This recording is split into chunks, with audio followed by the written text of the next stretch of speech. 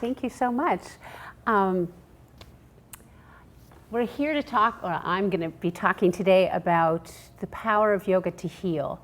And before I start, are there any teachers in the room or aspiring teachers? Excellent, okay, because I'll be talking a little bit about our responsibilities as teachers when it comes to the healing power of yoga. Seriously, it's no surprise that yoga heals us. Years ago, when I first started in this whole genre of the healing power, I'm a longtime writer, and that's really been my focus for a long time, and mostly for women's health, but certainly for health in general. And we were looking primarily at the physical aspects of yoga and how it really works for back pain, for scoliosis, for depression, anxiety, anything that we can actually say, okay, here's something that we can now go and cure. And it works really well that way. It works on a number of levels, but clearly we can see studies, Western studies, that corroborate what we've known for millennia, is that yoga really works. It helps release the muscles, it helps with alignment, it helps all those things. But then the more that I started working with two particular groups, women who have cancer, I do retreats for women who are at the last stages of their lives, as well as women who are moving through diagnosis and treatment. And also women in crisis. I realized that if you never inhabit your body, you are less likely to know that you have anything wrong. So it's less likely that you're going to heal in any particular way. So I started really delving into what it is about yoga that really works in the body. And so let's just take the physical, and you know from yoga that there's no way that we can separate the physical from the rest of the koshas. So we've got the physical body, we've got the breath body, we've got what I call the sensing mind, which includes our senses, our ability to sense really what's going on. We've got our witness mind, which I believe is our sense of, when we're healthy, it's our sense of curiosity, our sense of loving kindness. When we're not so healthy, it might be our way of beating ourselves up. And then, of course, we have the heart and the bliss body, which gives us the opportunity and the gift of letting go and allowing healing to really happen. So obviously, when something happens in our bodies, there's no way that the breath doesn't get involved in that. The senses, we certainly feel, we certainly witness what's going on and can ascertain that this is really the left side of the body that's hurting, and my right knee is not so good, but my shoulders are all right. And then, then we have the heart and the feelings on where all that comes from and how it works together. The problem stems when we don't have that relationship, that we don't notice that our shoulders are up here, that our jaw has been clenched for the last 3 weeks, that our neck is really tight. There's no way for us to do anything about it. So kind of backing up a little bit, if we think about physiology, the neurobiology of what's happening in our bodies, the best way to understand this is to look at the animal kingdom. So if you could think for a minute about a few deer kind of grazing in the meadow, and you've got a couple does and their babies, and they're munching on whatever deer munch on, greens and some fruit lying there, and it looks like it's a really lovely, relaxing, idyllic scene. And what's really happening is that the deer are paying attention as they're going around through their business, and all of a sudden a doe might almost imperceptibly stop and listen, and her ears might go up, her little tail might go up, which signals to the rest of the little clan to shut up and wait. So she's what we call arrested. She figures out that there's something going on and she's got to get out of there.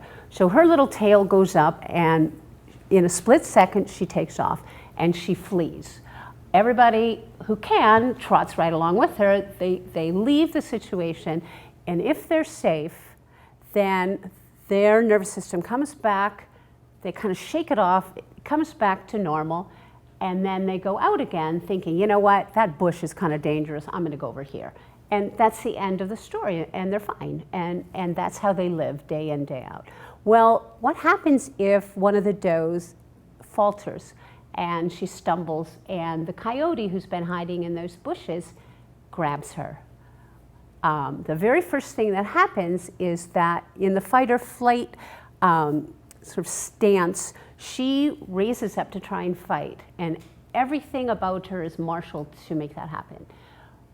If she loses, she goes into what is called a fold and freeze stance, which means that instead of the sympathetic nervous system really cranking out all that stress hormone to really help her fight or flight, her parasympathetic nervous system cranks up, she folds, and she becomes hypo-aroused so that her entire body is marshaled to make her not feel any pain, to make her play dead in a way, so that if a coyote loves fresh kill, or a live bait, he's not going to really deal with her so much because she looks dead.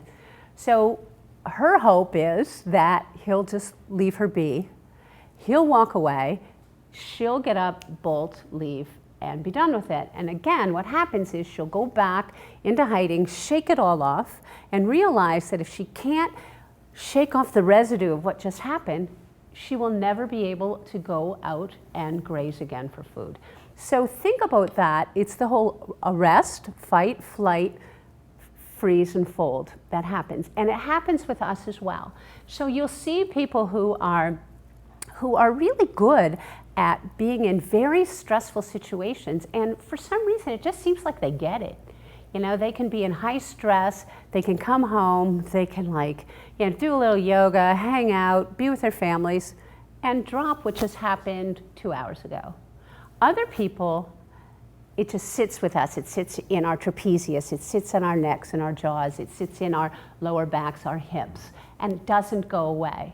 And this happens a lot with people who have been abused or people who are in post-traumatic stress syndrome. The most insidious form of a post-traumatic syndrome disorder are people who have been chronically abused as children, because they never learn what their bodies can do, what their bodies are capable of, and they never learn to trust that their bodies will protect them. So what happens is all of this stuff lives in their cells and their bodies and their joints and their muscles. We call it that it's the fact that your issues live in your tissues.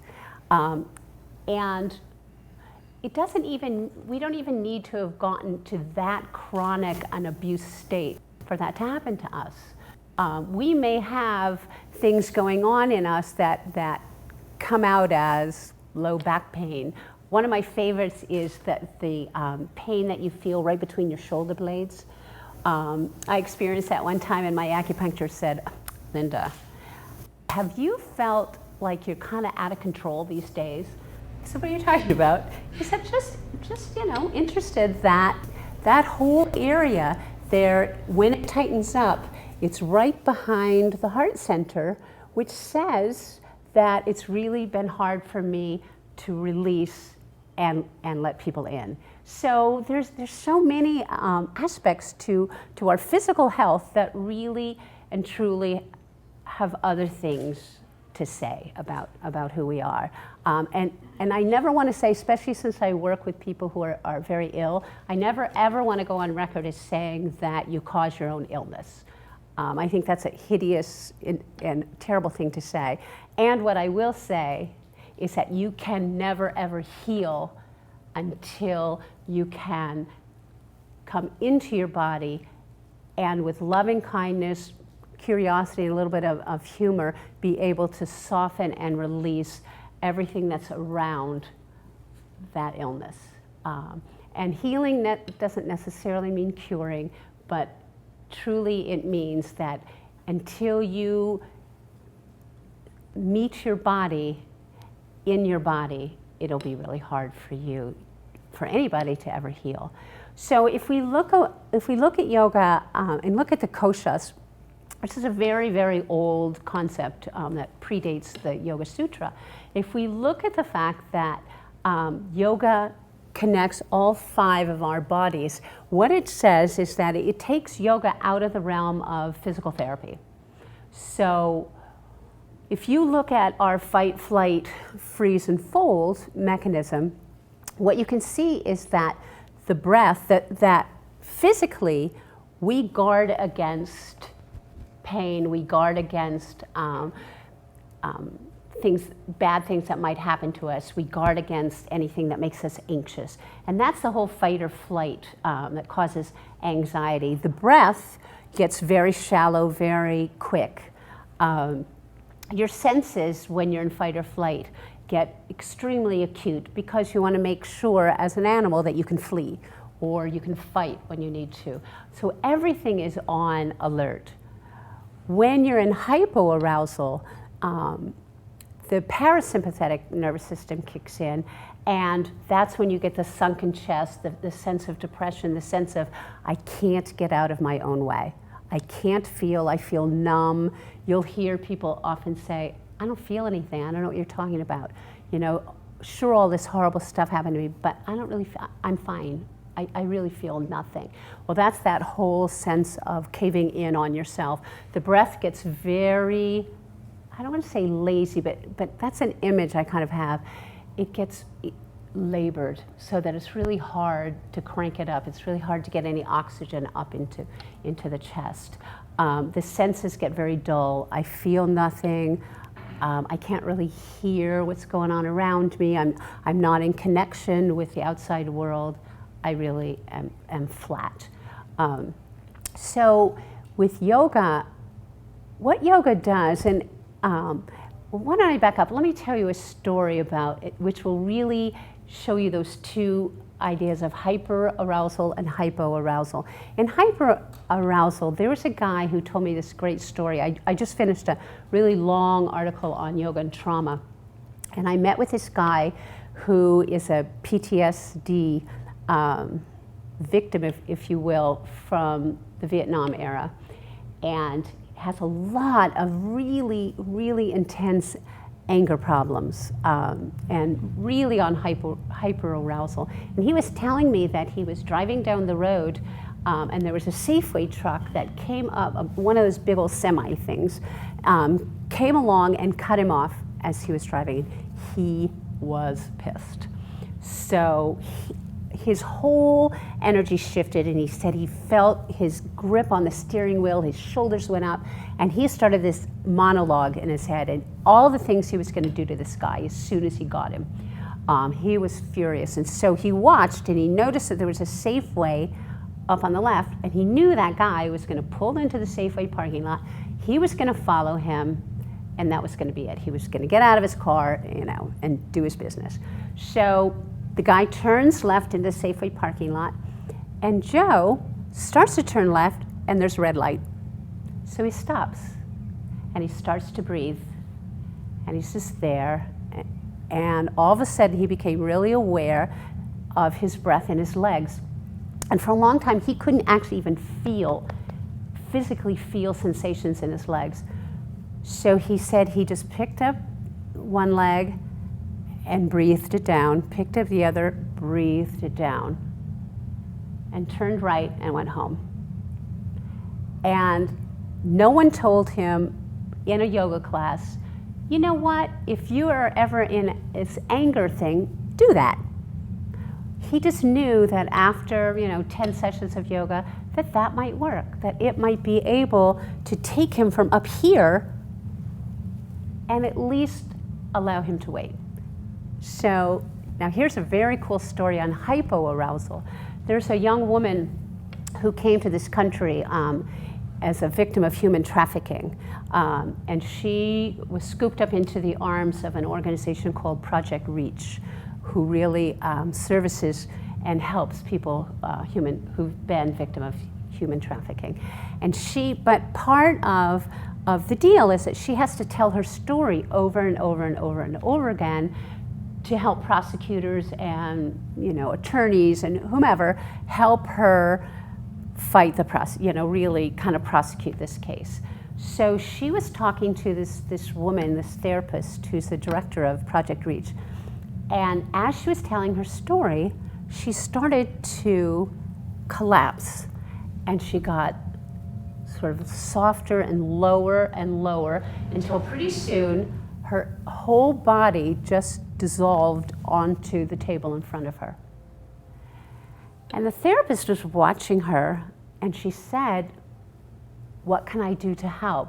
And the woman said, "I just know when I'm like this that I'm not going to be able to sleep for the next few days. Every time I have to tell my story, I have to relive it in my body." So the therapist said, "Stand up."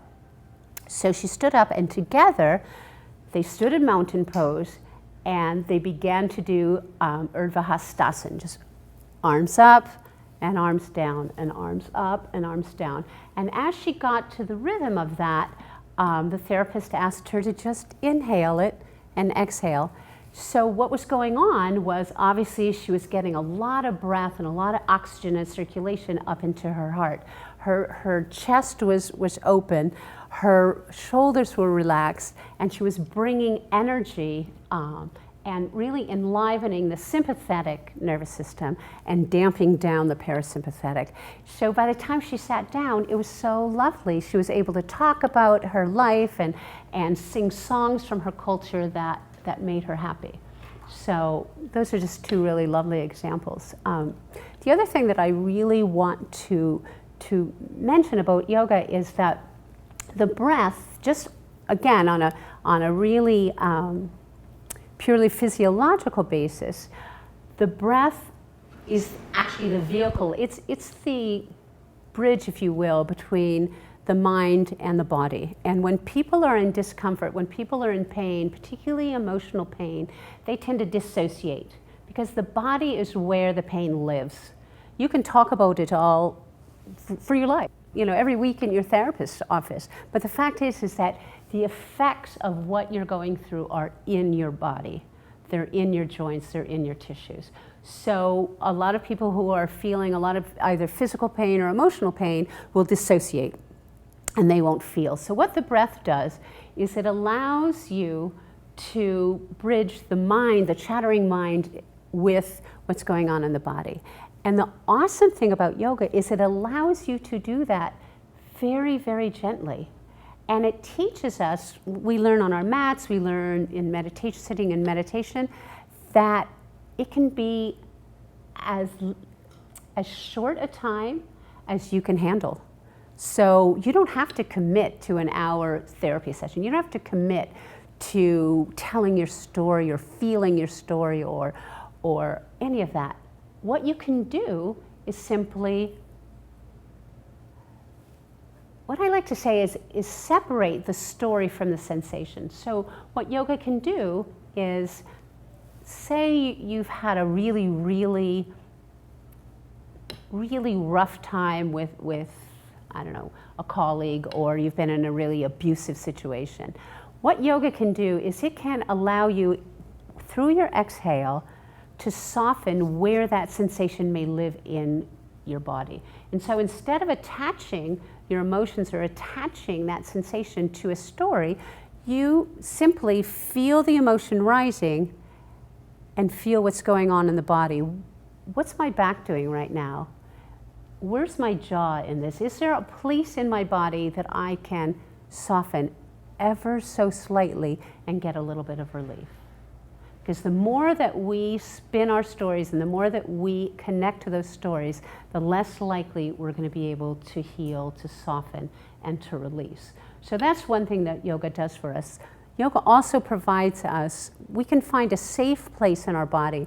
And I remember working with a group of teenagers in Boys and Girls Club years ago, and for one young woman who had serious abuse experiences, the only safe place she could find to rest in her body were her toenails, because she loved her toenail polish, and it gave her a great deal of joy. So what I said was, it's your secret, it's your place. Wherever you live in that joy is totally fine, because when you start doing work and we're breathing and we come to our reproductive organs and suddenly we start getting triggered, move away from that. Go to your toenail polish, go to that place where when you're in your solar plexus and you think about your adorable dog and he just makes you laugh, he just makes you smile, go there. And it's called pendulation. You go from discomfort, softening, feeling that, to joy and comfort and safety. So yoga allows us to pendulate between those emotions. Really, really important when you're working with really strong emotions, and also physical pain. There was a woman that really hated yoga. She thought it was the stupidest thing ever. And I had to give a talk to her and a group of nurses. And she came in with a cane. And I said to her, okay, I know we're not going to do yoga, but I have this great idea. Why don't we just close our eyes and just for fun, just go into the body and find that place in you that really hurts, and I knew she had a bad hip. So I said, whether it's your hip, whether it's your knee, whatever it is, see what happens. And then I took them through this softening, this whole breathing technique based on the exhale, of course, because exhale, soften and release. And when she opened her eyes, she looked at me and she said, I don't have any pain in my hip anymore. Phew, awesome. Good job. So again, it can be a physical sensation. And you can pendulate. You can go from discomfort and softening to backing out and going over here. Come back and soften and go back and forth. So yoga teaches us that it really doesn't have to be, we don't have to beat ourselves up. And in fact, until we can befriend the body, until we can really love who we are, we're never going to be that ally. We're never going to be allies with our bodies. And to be allies with our bodies means that we can then show up for whatever it is that we have to show up for. So, for example, when I teach women who have cancer, we do some really deep Yoga Nidra work, and Yoga Nidra, of course, is very deep internal relaxation. And these women cannot go to the place that's betrayed them, which is so interesting, because the very thing that you need when you're hurting is breath. The healing power of your breath is just so important. And I don't know if you've ever felt like this, where you've hurt something or you feel really tender, and you think, you know what, I'm not gonna think about that right now. I'm just not gonna feel that. So I'm gonna go over here and cook dinner. I'm gonna go for a run. I'm gonna do all these things. I'm just not gonna feel that. Well, on a very deep level, when you have something like a very deep emotional wound or cancer or something like that, it's being starved and it's being shunted away from your attention. And so in one really deep way, it can't heal. It has nothing to heal with. It needs your attention, it needs your breath, it needs your love, and it needs your participation. And so you need to participate in your own healing endeavors. And as teachers, we need to bear witness to that, just as you bear witness to your own healing endeavor in your own body. For us to be truly good teachers, we also have to come to an understanding and appreciation and a love of our own bodies. So that means that as we are going through our own yoga and we're learning how to be good alignment teachers, good sequencers, and those are all really important things, we also have to understand how to be good listeners, all of our senses have to be awake. We have to be able, however subtly, to see when someone is starting to cave in or starting to get frightened or starting to get uncomfortable. Doesn't mean we have to do their work for them, but we have to notice to be able to help them through that or give them permission in a way to back off. But unless we really truly know where our own issues are, and how to show up for those with loving kindness and tenderness, we can never truly teach, and we can never truly take someone's hand and help them along that path. How would we know? So, so I'm going to leave you with one last story. Do I have time for one last? Absolutely. Okay. This absolutely blew my mind. So I really want to share this with you. As I was working on this yoga for trauma, I talked to this young woman who just kept calling me up saying, I have this story for you. I've been healed through yoga. I just have to tell you. I said, okay, good. So she went on and on. She had been 19 years old, an incredible runner, Olympic, triathlete, sorry, obviously I don't run, triathlete, who was really proud of this sort of gazelle body that she had, and she was really strong. And she started at NYU, riding her bike to class one day and got hit by a car. Completely flattened, had tons of injuries, and obviously how she defined herself was gone. So she spent about a year in rehab, really trying to heal her body, got super depressed, of course, gained about like 70 pounds, which is really what she focused on as she was telling me the story. Came upon, and I actually have to say flat out, I'm not really a fan of hot yoga or Bikram yoga to heal particularly, but she came upon a hot yoga class, embraced it, and she really felt that it healed her. And I said, hey, that's great, and the physical trauma of going through all this was great. So we spoke for about 40 minutes. She gets ready to hang up, and she said, oh yeah, and by the way, while I was going through this yoga and healing and getting my body back, I was able to, for the first time, remember and deal with the fact that I was raped when I was 7. And I said, oh, wow, okay, can we talk about that part a little bit? And what was so lovely was that, well, what was so disturbing was that she didn't see that as something that was part of her trauma, part of her inability to sit down long enough to feel. I mean, she was always running, always moving, always in search of, and never quiet enough until yoga came along to feel what all of this meant for her. And it was so profound. And she went on, end of story, to talk to her parents and confront all this, and lived happily ever after. I mean, it was really a wonderful story. But what I realized was what yoga did for her was, sure, it healed her body and it really helped heal her back and her pelvis and all that. But it really gave her a relationship back with her body and really made her realize that her body didn't fail her, and it wasn't that her body couldn't protect her or whatever those feelings were, that she came home to her body and came home in a way that she was able to stay.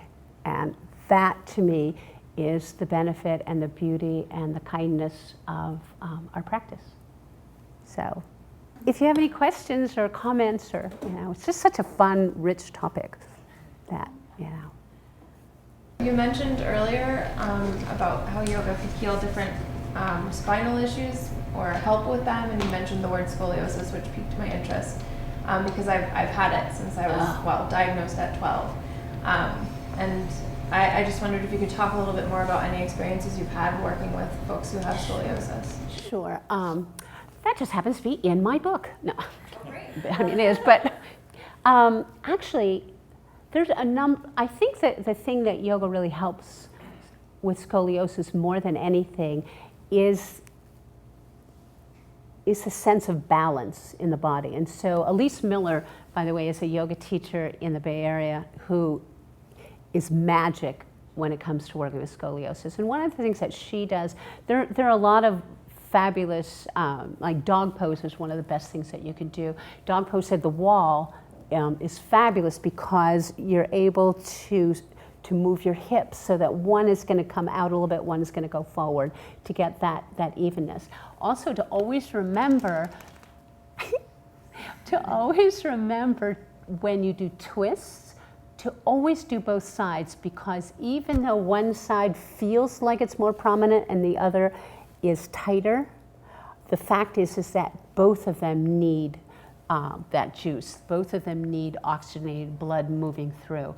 One of the things that twists do for us is they do this thing we call squeeze and soak, so that it squeezes all of the sort of stuckness out, and then as you come out of the twist, it will flood that area with oxygenated blood and lymph and circulation. So for you, the best thing you can do are poses that create balance and symmetry in the body. And be really conscious of alignment too. You know, Pilates also is really good for scoliosis, but I prefer yoga just because not only of the symmetry involved, but the ability to get breath into the areas that have been a little starved, I think. So.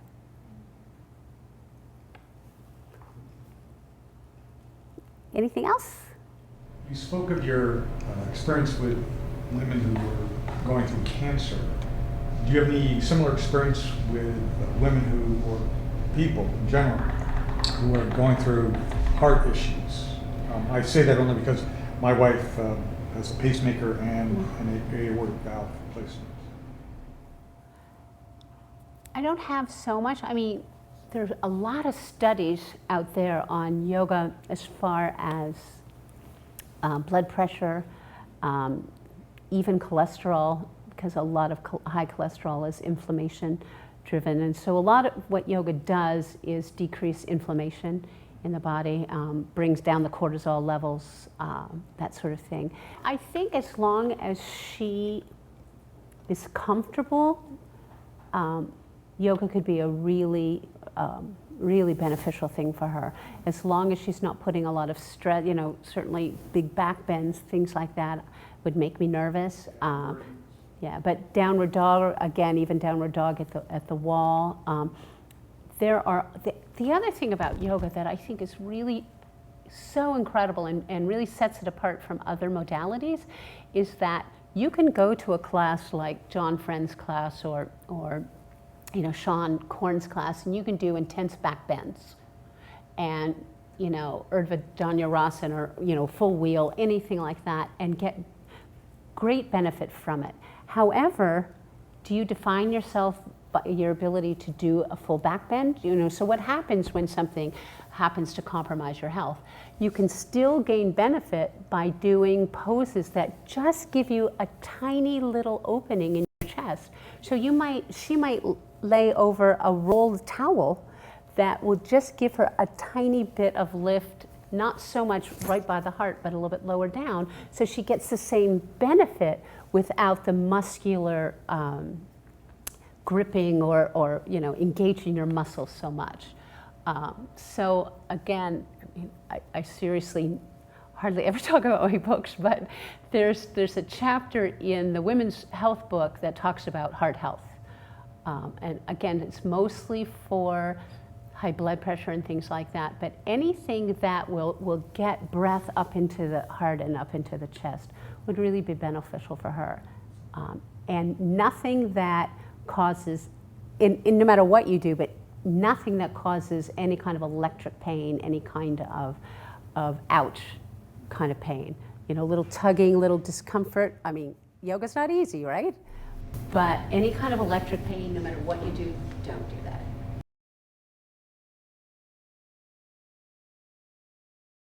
This may be a bit off topic, but I think everyone in the room can attest to the feeling we get after a practice and the flexibility and the healing you get.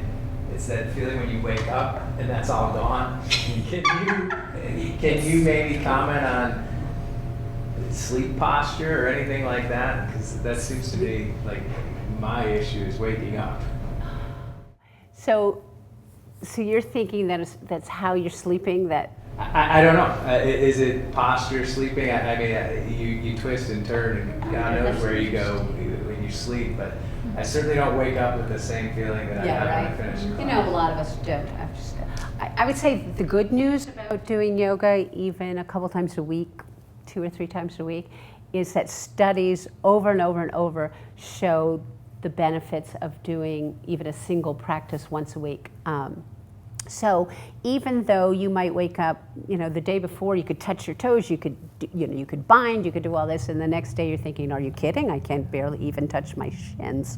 All sorts of stuff is happening on a much deeper level for you. So that's the good news, For me, as far as sleep, before I go to sleep every night, I literally have to, in order for me to get not only a deep sleep, but a relaxing sleep, is I generally do a body scan before, and I lie on my back, and because I'm a writer, I'm an editor, I'm a nutcase, and so I live in my head all the time. So the only way that I can shut myself up is when I lie down on my back to go to sleep, I start with my feet. I have to get out of my head, and so I say, all right, what are my feet doing right now? And I start a very gentle, just softening my ankles, softening, coming up my calves, just allowing them to sink a little deeper into the mattress. It's like a mini self-directed shavasana in a way, where am I holding in my thighs?